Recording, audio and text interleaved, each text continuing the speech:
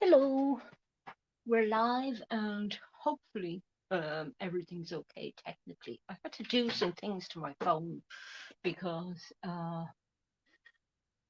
kept getting cut off on the last two broadcasts that I did. I got cut off after about half an hour. So I thought, well, maybe there's something, not enough processing power on my phone, or it might be the browser. So I just fiddled around, did a few things. Hopefully it's working okay. I'm hoping I have sound. I actually have it open on another device here. If you excuse me for a minute, I can check sound. You'll get an echo for a second. This is me being paranoid, you see, after last week. Don't worry, we'll get started in a sec. No, I'm on the wrong thing. I don't know what happened there. There's a delay on it as well. So I'm still muted. But it's saying I'm live anyway. So yeah, we have sound, folks. Great stuff. Okay, so if by any odd peculiar reason it decides to cut me off somewhere around the 30-minute mark, don't worry too much because I'm going to try and cover all the real important stuff in the first 30 minutes. And we're at the painting phase. So my plan had been to paint this whole thing live with you, for anybody who's not done a lot of portraits, to give you confidence that it's actually achievable within the 4 hours of the workshop if you want to. You can take longer to do it because if you want, because I'm only on Fridays. So last week was the first workshop, and I have the link to it below. I'll also have the link for anybody who missed last week. You can pick things up from here if you want, or you can, watch a few minutes of this and then see if you want to start from the beginning and go back to last week's live stream. But I also have the link to this lovely Bruno Salvadori photo that we're using for our model. And he is a Pexels photographer. He's uploaded his work to Pexels website, which is a no sign up. You don't have to sign up to get their photos on this site, but you can tip photographers if you want. So Bruno Salvadori is the name of the guy that offered this free photo for us. So tip him or don't tip him. It's up to you. But I thought it was a lovely photo. And we're going to talk a little bit about the color in the photo today because it's all about color. And there is another color thing I want to briefly cover with you, that this is for, I would say, intermediate painters. This idea, at least intermediate, because I've been painting a long time and I don't really use this way of doing things. I've only ever used color scheme as such once in my painting career. And the painting worked out great, but a color scheme, right, is when you plan the thing out beforehand. And this is what we have here in this little small drawing. Now, you would have seen a lot more drawings, and we're going to be working from bigger drawings um, today to transfer the drawing onto our painting surface. But this drawing is to work out a color scheme. Now, I'm not actually going to go with this color scheme, but I thought it was such an interesting idea to read about that I'm going to come back when this video is finished and post a little link for you in the comments to an online article about color schemes and different types of color schemes for any intermediate artists out there who are used to painting, not going to be intimidated by reading about different color schemes, and how to go about creating color schemes in paintings. So I couldn't put the comment in before the live stream is finished. So that's why I'm going to do it afterwards. But it will be available for you afterwards. And to tell you what this is, right? This little color sketch I have here is a triadic color scheme, and triad means three, doesn't it? So if we're talking about color schemes, talking about color, we're always talking about the color wheel. But if we're talking about triadic color schemes, we're talking about three colors. We're already talking about that on our color wheel, because every color you can get is kind of made up of three primary colors. Would have been the way you learnt about it if you did art classes in school or anything like that. And it's your red, blue, and green, red, blue, and um, yellow are thought of as the primaries. There are different kinds of different models of color schemes, but I had been working with these on my channel for the last little while using what's called a limited palette. When you hear somebody talk about a limited palette, they're talking about working with fewer colors. So this color scheme that I was painting here was kind of playing around with the idea of fewer colors. And the way it was done, it was called a split complementary color scheme. The way it was done was I picked a color that I thought was a very relevant color in the painting. And I picked, see, I have my notes for it here. I picked yellow as a very important color in the painting because that was, I decided I was going to go fairly yellow with the skin tones. And then I picked, because it's triadic, two other colors are involved, or main colors in your color scheme. And I picked two on either side of what's called the complementary color to your main color. So the complementary color was violet, or if you want to call it purple. And on either side of that, you have a violet that's a blue violet. It's headed more towards the blue direction on the color wheel. And on the other side, you have a reddish violet that's heading more towards the red. So they were the three colors that I chose to do this little test color scheme in. And it's yellow, blue violet, and red violet. And it was very challenging because you can see it is limited. Limited palettes are kind of limited for a reason. And you can see that it has a very purple cast to it, using this very limited color scheme, and that this wonderful red dress is lost as well. And, some of those color schemes, there are all kinds of different color schemes you can use and have a lot of fun trying out. But I thought for this particular project, maybe we won't do that because it can be a bit confusing and a little bit constraining. I even struggled doing it at some points because, when I got to kind of the red and everything, I was managing skin tones kind of okay.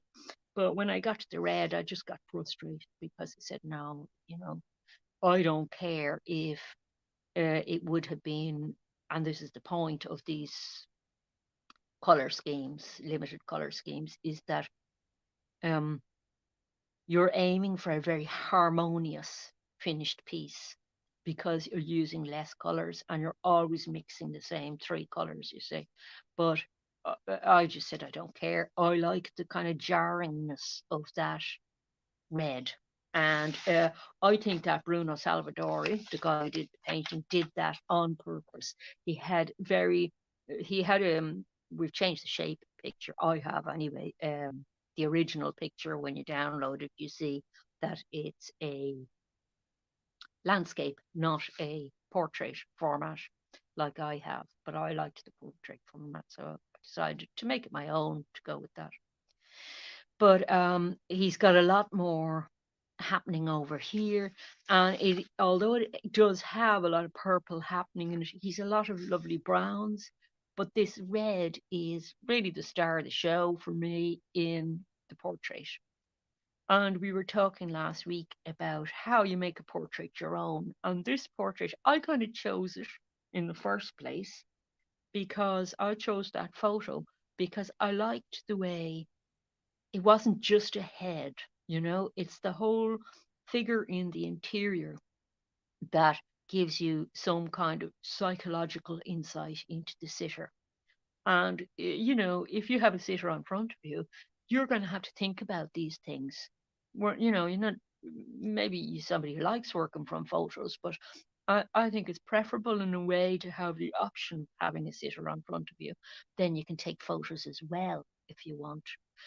But and they're all good reference materials. And photos are very helpful because last time we looked at how you can do a grayscale version of the photo for you to work up this sketch from. And we went right from small thumbnails to kind of figure out what we wanted for the composition up to a large scale um, drawing. And this is the size we want for our painting. So we're going to do that now, yeah? We're going to transfer this to the painting. But for anybody who is interested in, likes doing experiments and messing about with color, and likes the idea of doing a color scheme out first, I'm going to put the link to the article about all these different color schemes for you to have a look at, and you'd figure out how to do them from that. So there's something for everybody, whether you're just starting out in portraits or intermediate. But as I say, I don't want to um, frighten the life out of you if you're fairly new at portraits, or you find messing about with color schemes just a little bit too soul destroying. Not everybody likes to be very what would you call it, scientific. Somebody else might say plodding in their approach. Sometimes I'm a plodder in my approach, and sometimes I'm a bit spontaneous. But I think that some planning with the portrait actually helps you towards completion of a portrait in a way that's going to be allow you to be very spontaneous during the painting phase. And although we've spent a whole stream about talking about just the drawing of it, the spending that amount of time on planning and drawing the thing out first saves you time in painting, because it hopefully saves you from a lot of mistakes. So when you had a drawing, this is a simple version of what we had, but it's scaled up, you see, using a grid. And when you had a drawing to the correct scale to transfer, and you would have learned how to do all that in part 1, which I've linked to underneath. It was last Friday. And don't worry if you're coming in at this stage, you still plenty of time to do this. You know, you're the boss. You get to do it in whatever amount of time you want to. So what we're doing is we have traced over our original image. This is the best way, I think, to transfer things. You can just freehand draw it again. If you're freehand drawing it again, you're going to leave it fairly simple like this. If you're tracing it, it's still pretty simple. If you have a look at this tracing, I'll just put it back on white so you see it easier. It's a fairly simple outline tracing. It's not kind of going into all the shading and everything that we did in our tonal drawing, because we were analysing the whole composition in terms of tones when we were doing that drawing. So we were learning a lot from doing that. And this drawing will stay up, pinned to your wall or somewhere you can see while you're painting. And it becomes a reference point for you in the same way the photo does. So you would have your photo probably to be up on a computer or a tablet screen or something like that, or your laptop screen or whatever. And this tonal drawing would be, pinned up to your wall. And so you got a black and white reference and a color reference to work with now. So this technique of transferring will apply whether you're using canvas or paper. I'm working on paper. If you are using canvas, you're going to need a few magazines or a thin book or something underneath, so that when you're tracing, you're not going to poke a hole in the canvas. But you'll notice that I have a background color laid down on my paper, and I'm going to be painting gouache. You can, if you are painting in oils or acrylics, also have a background washed down, but don't put it down so dark that when you do your tracing with this carbon paper here, that the black won't show up. If you don't have carbon paper, you can do it with just pencil. If you turn your tracing over and do shading on the back of it with your pencil, then you come along and lay the thing down and trace with a pen, a hard pen. I usually use one that's worn out, but I do have carbon paper, so I'm able to place things well. Now, I didn't trace the whole way across. I only traced the figure. Confidence, huh? So I want to make sure that my figure is in about the right place. With paper, I have this extra bonus, right, that you don't really have with canvas, in that I can be a bit free about the size. I don't have to get the composition going out exactly to the edge of things. I can actually cut the paper afterwards if my composition is slightly off. And that's a good thing because I think I've actually made it a little bit too long down here, filling in the background. I just forgot. So when I'm placing my tracing, I know the head is going to be there. And that's the kind of size I want. I could have put it further down the page because look, I do have a lot of space on the page to do that. But I also want to figure out how far across. Now, you see, I could have traced all this out perfectly and the window out perfect. I just got kind of lazy. Famous last words, isn't it, when you get lazy? But I have it the right distance across there as well. So I'm just going to tape that down. If I can find a bit of masking tape. I have this. It's kind of a washi tape. I don't like that much, to be honest with you. It tends to be a little bit too sticky for me. I mean, there's a trick for it. There's also an ant on it. I was painting outdoors yesterday and picked up a lot of ants along the way.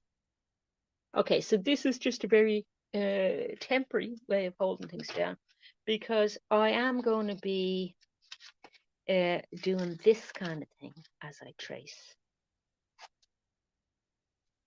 So once I have this tracing down, you see, life gets very easy from there on because it isn't exactly like colouring in. I don't want to call it that because you're still creating, very much so, when you're painting. But it's definitely made easier. So if you had a drawing you didn't really want to spoil, this thing of using a pen that's run out is quite good. I save some of my run out pens like this. But you can probably see there just about, yeah, you can see it, that the black is coming out. So the reason I haven't bothered putting in all the shading, now, hang on, I might be a little bit careful with this bit because I'm not good on straight lines. The reason I haven't put in a lot of shading, right? And if you've ever done this, you'll know what I'm talking about. Is if you put in lots of shading, on the hair or something, you then go to paint on top of it. A lot of the color, whether it's the lead from your pencil or the carbon from carbon paper, mixes in with the paint in a very unpleasant way. So you want to just confine yourself to outlines. And I saw somebody doing traditional Chinese painting recently, but they used to do this in the Renaissance. A thing called pouncing. They did it with chalk, and they had a little tool that you ran along the edge of the line, and it put a series of little holes in your tracing, and then you came along with red chalk and had a little pad that you just whacked up and down on the page, and it pounced it through. So this is why you can see why I'm turning back the paper, just if you've forgotten to join any bits. So yeah, it's pretty neat. I don't really know where I put the end of that window. This is becoming handy already then, isn't it? So yeah, that window there has to respect the perspective. And I did cover that, doing how to do the perspective in the picture if you put in those background elements, because it not only affects the windows. I'll change the shapes of the windows a little bit here, but it not only affects the windows in the back, but it also affects the window in the foreground. And basically, what happens is that all these lines for the top and the bottom of the windows, and any lines that happen in the middle, all go way off into the distance and meet somewhere on what you call the horizon line. So whether it's this line down the bottom, or this line over here, or any of these lines, or even the ceiling line, they're all going to meet in one line that's way off to the left of the composition somewhere. But if you don't get it right, you can get yourself into huge trouble, because it just doesn't look right, and your mind kind of knows there's something kind of wrong. Now, although this is all black in here, this hair, we don't, as we're just going with outlines, things, and generalizing.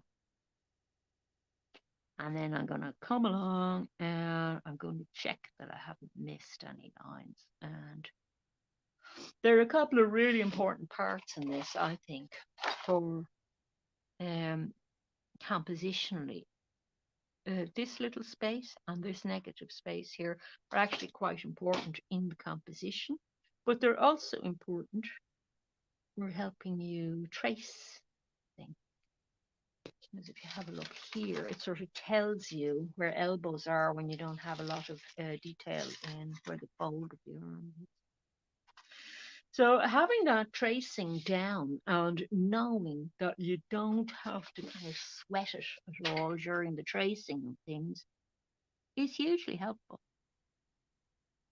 And once you know that your initial drawing that you did, once you're satisfied that that looked like the model, then when you do the tracing and the tracing gets transferred, you're not going to agonize over whether it looks like the model or not as you're drawing it.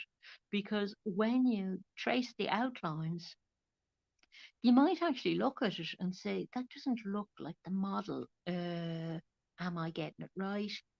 And then, had you been freehand drawing it, you might have spent all this time trying to do a really good drawing on your painting. And that's not the point of the painting. Now, you can do a drawing and paint over it. That is, I've seen people do that and get away with it. Mainly for watercolor based things. But that drawing, it's going to be kind of lost, because look, imagine I did all the shading, like I forgot and did a bit of shading there. Imagine I did all the shading like that, and was really careful about doing all the shading on the hair and everything. It's a waste of time doing it. It's all going to be lost under paint, isn't it? So why spend all that time? So it's not just that the the black is going to make your paint dirty. Here's a better way of indicating planes, surfaces, right, without using shadow. You just go up to the edge of it. So you see the way in the photo. Let me get a large version of the photo out again to show you. In the photo, the light is hitting here, and then there's a lot of shadow. We're not going to bother doing the shading here, but we are going to just trace around where the light hits. And that's kind of a handier way, really, of indicating light. So, like at the edge of the shadow of the nose, I'm drawing that. And I can do the same thing with the lip if I want. I didn't bother. I just did this edge. And around the edge, went around the edge of the lips. So, like, this is a different kind of skill from the original drawing. You're doing something different with it, you see. And this is why I was kind of using the word coloring in, which it makes me nervous using it because so many Sunday painters, if you like, um, who never get any better, think in these terms that painting is a colouring in of a drawing. And I'm trying to sort of not imply that at all. You're free to think that if you want, but it's not always helpful to think that, I don't think. Because your work is not done once you're finished getting this tracing in. It- there's going to be a lot of magic stuff happens after this, hopefully, in the magic of colour and form. And you might change your mind about drawing, and you might have ways of gradating strokes across and everything that's not really about colouring in at all. It's a totally different skill. And of course, you're thinking about things in terms of planes and shading as well. So it's not just a colouring in. There is a style, that's a very kind of it's a very graphic design sort of style where that's kind of emphasized, that coloured in quality is emphasized. And it's an attractive style, but it is very stylized. And you'll often see people doing big thick lines around things, or the quality of the line in the edge of an arm or something is uh, same thickness all the way down, something like that. Um, but that's done quite deliberately, and that is to give it a graphic design look. Now, even in graphic design programs for drawing, you'll get brushes, won't you, that do are touch sensitive, that you can kind of come down, like if you were coming down an arm and you're digitally drawing on your tablet or something. Um, you would be able to modulate the line in a very sensitive way to make it look like it's hand drawn. So, the hand drawn look can be attractive too. The coloured in look can be attractive too. It depends on what you want. I'm going for a more kind of, I think, which is a kind of a renaissancey look, because the idea kind of struck me that that's what it is. I wanted that kind of Renaissance gracefulness about the figure. And in stage one, when you're doing the drawing, that's when your feelings about the subject that you're doing should be developing. How do you feel about it? What's the overall sort of um, intentions? You should be able to sense some kind of like your reaction to it at that stage, and have some sort of, if the model was there, you'd be saying some kind of rapport between yourself and the model, but it's some sort of response to your subject that you're painting that you're really looking for. This is where I start to wish that I'd had the window in, but I suppose I could always trace it, but it's a series of lines. That's why I didn't trace it in the first place. Okay, so I want to make sure that I have most upper body stuff in before I lift this at all, and then concentrate on the hands. I'm missing a bit here. This is why you have it only attached on one side. I also want to indicate where the shadow starts on the neck. So I'm going to do it that way. And in fact, I can just indicate the edge of the jawline there as well if I want. And a darker area of shadow there. Yeah, I'm happy enough I can work with that. I'll indicate some of the folds. They're not as important. It was kind of edges of bits on the face and things that I wanted. But at the same time, the edges and the deepest folds were important for me to get the placing of. And this waistline there was important too. Okay, so I'm going to come down to the hands. How are we doing time wise? Oh, we made it past the half hour mark, did we? Hopefully, I've solved my computer troubles. I don't know. Um, so I'm going to have to refer to my lower drawing here for this. So I don't know why I didn't have it better indicated down here. I was overconfident, I think. 1, 2. Does help if you have the right number of fingers in. Now, I have extra bits here because look, I was going to do something floral here, so I'll have to find some sort of reference for that, or I'll have a little practice of drawing it out. And I'm also going to have a flower in her hair as well, which I'm being daring and not indicating yet, although I do have it in the other. Bits that are really easy to draw. You don't have to obsess about tracing those. But say bits like these little bits, like shadows, and where the wrist bone is, they might be a good thing. And the other thing I could do if I wanted is do a little line around where the light hits. I don't want to put in too much detail. Yeah, I could have done a lot more on the background here. I'm going to have to eyeball it. Okay, so I want to put in these bits here as well. And as you can see, I didn't super obsess over those. And I just have put a tiny bit of shading in them because it won't be clear which is the dark and which is the light. Okay, so I have a good bit there to work with. I don't have the wall in yet, but I have the edges of her in, and the bottom of the picture as well. I have actually found the bottom of the picture because I went down too far on the picture, which is okay because it's a piece of paper, so it doesn't mind.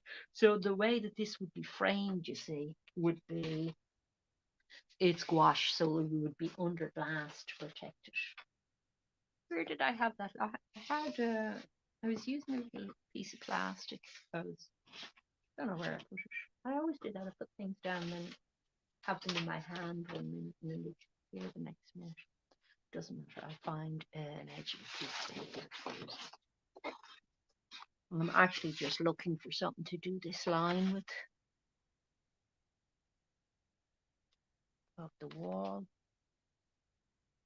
And is that square to the edge? Yes.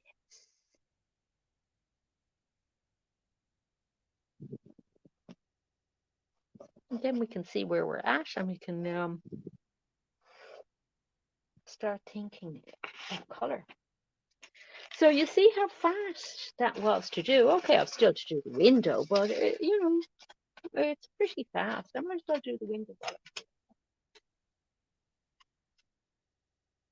And the reason it's so fast is because I have all the info I need, you see, in that drawing. And there was no kind of real struggle went on. So this is now the bottom of the painting down here. And I'll just line that up with the edge to make sure it's straight. So you see, oops, that's a pen that doesn't work. I need I'll actually use my acrylic. I have this acrylic pen I bought recently and I absolutely love it.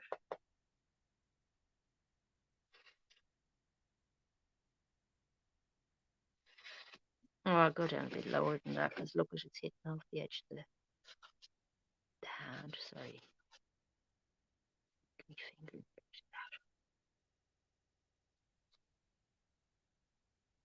Okay. How far down do I want to go? I want to have it like that, basically. So maybe here. You see, it's nice with paper, isn't it? Change my mind really fast. So basically down there is, waste. I didn't really mean to paint that in the background color.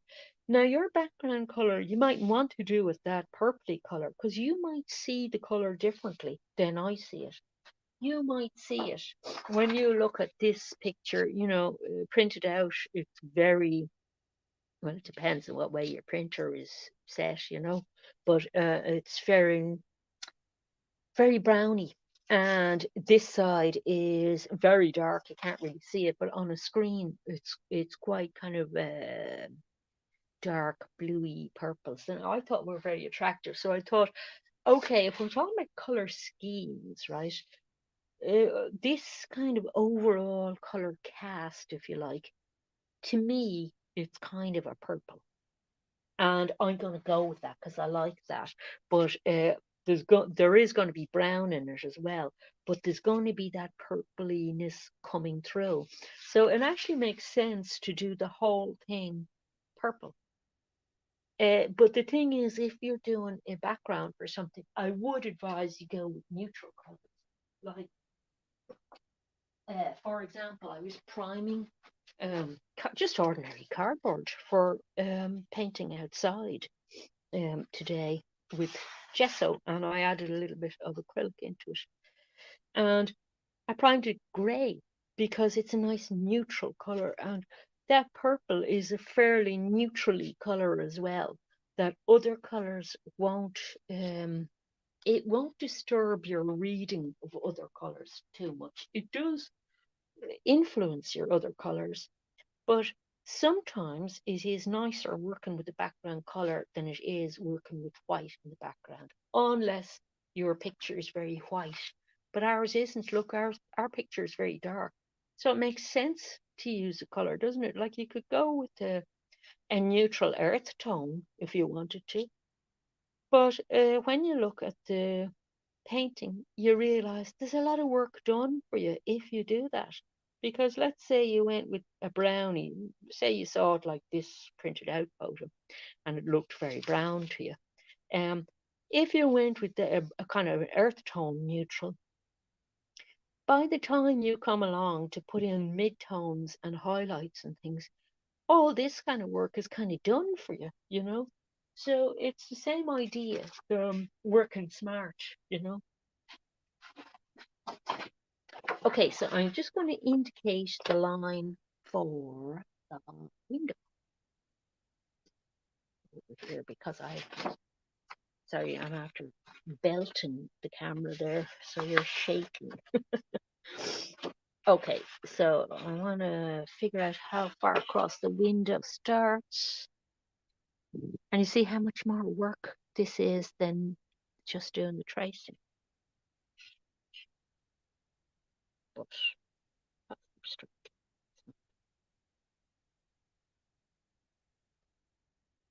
and I need to find where, I don't know where I put my ruler. Found a ruler that has been lost for about a year the other day. Spring cleaning is wonderful. So normally I don't like doing it, but if it means I rediscover art materials that I'd lost, I'm all for it. And one of the things that I had lost was a rubber, an eraser, if you want to call it that. This fella here, and I absolutely love that fella because that's a dust-free eraser. So you're not having to rub at the thing afterwards, after you've rubbed something out. And I sort of went, woohoo! When I found it, I was so pleased. And I'm easily pleased. Talking of pleased, do go over and have a look on my uploads page because I got a great present the other day that just put me in such good form. Not that I'm not in good form anyway, but of really old oil paints, and I was so tempted to do this in oils just because I'd gotten the Prezi, and I went, no, no, I've already planned it for gouache, and a lot of people doing this would work. There's not as many people painting in oils as there are in acrylics, I have to admit, and gouaches are getting increasingly popular, or seem to be, because there are a lot of cheap sets out there. And I'm just looking for this angle here.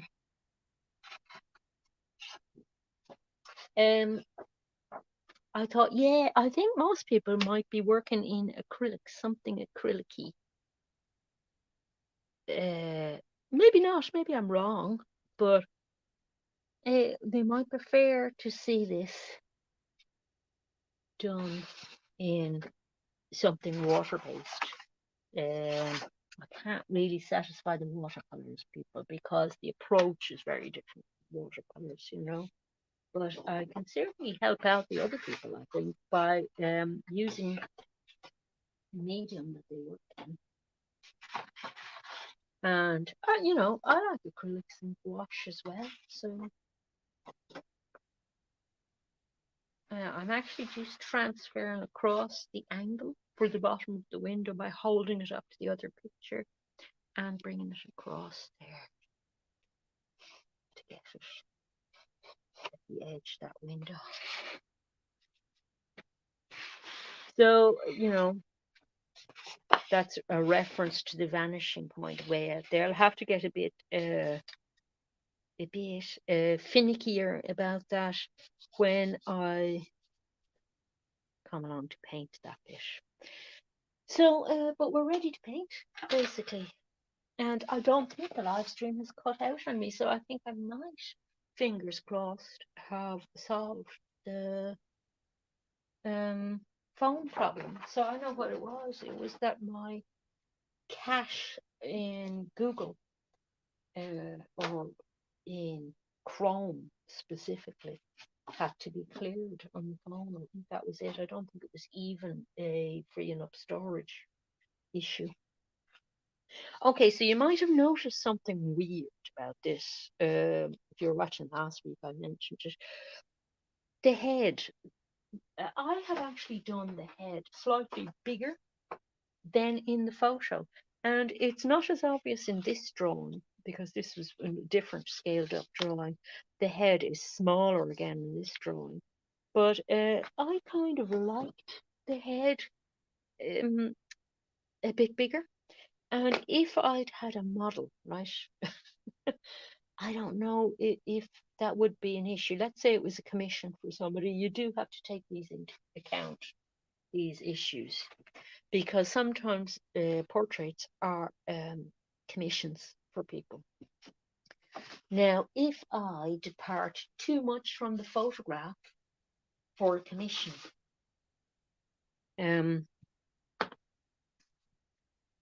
the person who's commissioned me might not be thrilled, you know. So this is something that crops up sometimes. And I told a story about the painter, Singer Sargent, and he did portrait of the Sitwell family. I've actually done a portrait of Edith Sitwell. It's on my channel as well. But the Sitwell family were very arty, but very rich English family. And Edith was, I think she was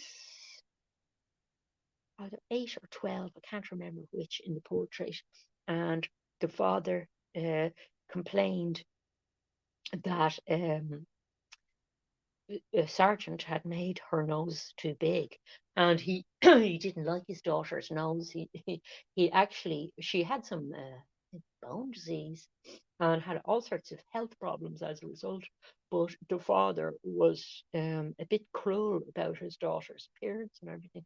But he wanted Sargent to do things to the daughter's nose to make it look acceptable, and was implying that the daughter was ugly and all this. And Sargent took exception to that.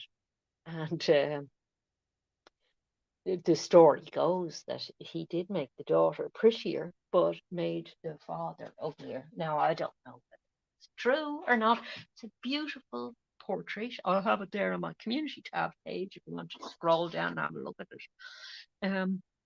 But you know, it's you know, I had somebody ring me up years after doing a portrait and wanted me to change how their daughter looked in it and make her smilier. And I thought, I'm not doing that. You know? So really, to cover yourself, if it was commissioned for somebody, you let them know beforehand that your vision, what they're paying for, is your vision of that person. They're paying for your art. It's not like graphic design where the client gets to say what you do when. Okay. The best thing is to not let them have an input, I think personally, during the painting process. Then they can't argue with you. But if you let them have an opinion at all, and this is just like my own view, you can argue with this if you want, but this is what I found on different ways going about things. I think if you let clients have an input on these things at all, that they run amok, because often somebody commissioning you doesn't know nothing about art, but thinks they should be able to tell you, well, I want her nose bigger, or her mouth smaller, or the red less red, or the blue more blue, you know. And this again is the difference between fine art and um, graphic design. In graphic design, the person can say, I don't like that version, I want a different version. And you can go, okay, the client is always right, you know. Um, And maybe we walk a thin line these days between graphic design and fine art in terms of how you handle clients as well, or how you see your own art. But these are all things that I think that you should take into consideration when you're painting a portrait, okay? Just things to look at. So isn't it exciting? We're on workshop 2 and we're actually painting. Whoa. So if you're wondering how I came up with colors and what kind of main colors I'm going to use, I'm going to show you, because I am going to do a color scheme of sorts. I'm going to just use the last few minutes here, and I think I'm still live. It's terribly exciting to be able to be live still. I'm going to use the last few minutes to do a bit of color mixing and show you some things. So I'm not working with a limited palette anymore, but it's semi limited. It's what I call an extended limited palette, okay? And I'm using two blues at the moment, a cyan blue and ultramarine. And as I said, I'm working in gouache. I have this jelly gouache set, but you might be working in acrylics, or you might be working in oils. It's going to be the same principle for any of those. As I say, watercolors would be a bit different. Any watercolor artist would know this thing of working from dark color, laying in a dark color and then putting down white. It would be fairly alien idea if you're working in watercolors. But gouache, you can do a combo thing with gouache. I'm actually running out of alizarin crimson here. This is the alizarin is a very cool red, and it's not as, just to show you what uh, more magenta based red looks like beside it. That's now a mix because I'm mixing the two colors together. Um, that's cooler red again, really, you know. But that a red there, alizarin, is not a million miles off the dress color, is it? But it's the dress color is a little bit warmer. So another red that you might find useful, don't necessarily have to have all these colors, is cadmium red. Okay, but I'm just going through them, you know. And because I had been working with a limited palette for a while, when I was outside painting, I was testing out a very old oil painting set, the gift I was talking about. I was thrilled to get. There were actually more than one set, but this one was from the 70s, which is 50 years ago. And I wanted to test to see if all the colours we're still okay in it. My limited palette idea went out the window because I wanted to test all the colours, and I really enjoyed getting back to using as many tubes of paint as I want, all the different colours. This yellow, if I added it into my alizarin, would warm it up very slightly.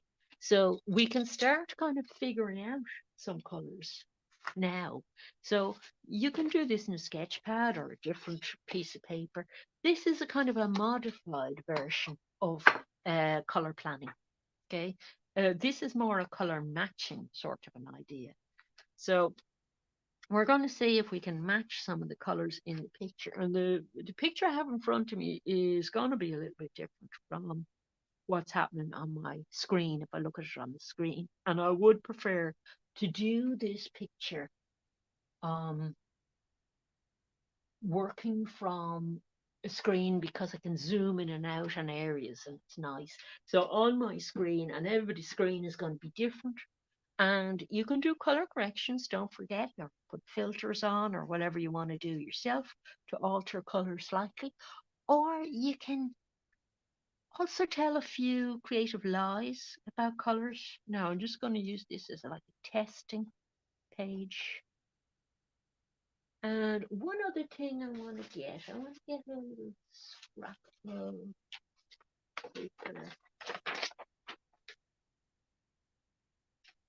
Hang on.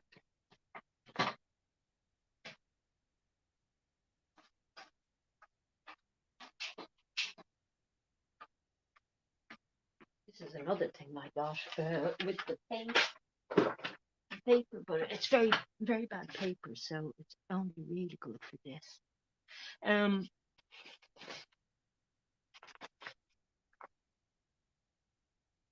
Another thing you can do is tell your own creative lies about color in your painting, but it depends on you knowing what it is you want from your painting.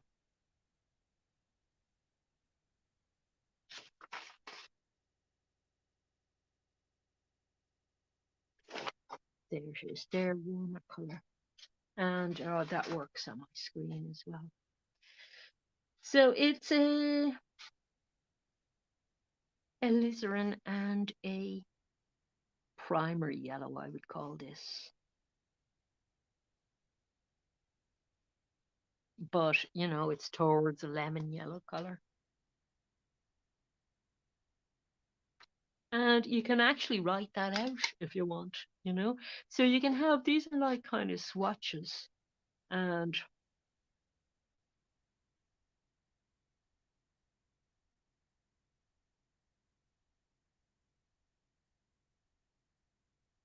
you know, you could take notes on what area they're for.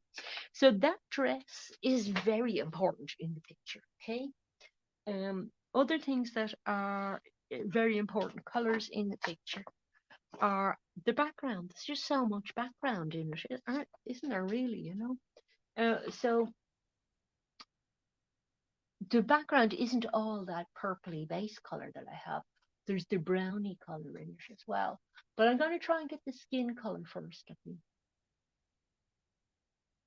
And I'm going to get a fresh brush for this and clean my brushes afterwards. Well, I don't really need a fresh color now that I think of it because that color is going to have red in it. So we've got the same base red, okay? And we're going to add yellow. Now, I do have a skin color in my set, but I just want to show you how to do a skin color. Now, if I was doing a limited palette, I would have possibly a little bit more messing about to arrive at the color that I'm going to get, but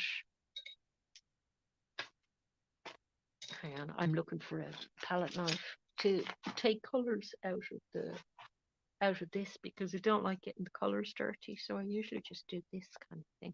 So you see I have a kind of a skin color there, but I'll show you how to make a color, don't I? Now actually both in the photo and on my screen, which is what I'm really going to work for as a color reference, the skin color is very yellow. And already I've got the skin color from this initial yellow, alizarin red and primary yellow mix with white added, but I want to modify that color and make it a lot more yellow for the main area of skin color. So it's just adding more yellow. But there is another sort of yellow that you might have in your kit, and that is that yellow there, yellow ochre. So you might find that a very useful color as well because it gives you a different kind of yellow. Uh, you've got darker cadmium yellows as well, but yellow ochre is very commonly used as part of a mix in skin colors. So it's a handy color to have in your set if you're going to be doing portraits a lot. It's also very handy for landscape painting. So it's a really nice color to use. And I'm going to get a little bit more towards the deep yellow color, which I can get to by mixing in some orange, but I do want to show you how to get it using a um okay. And there's a color that I used to use a lot, and I don't have any. I only have a tiny little bit in stock in oils. I don't have it in anything else. Um, Indian yellow, which I absolutely love using in portraits. So if you're an oil painter, try it. It's expensive, Indian yellow, but it's such a nice color for modifying skin color. And it does this kind of thing. So you can also glaze with it. But this is absolutely uh, gorgeous in skin tones. And not necessarily something that somebody who is not used to doing portraits thinks of as a skin tone. Because have a look at what they've given you as skin tone. It's a very salmony color, isn't it? Now, skin can be that salmony color, but it can also be a much warmer kind of version. So it could be anything from this down to darker,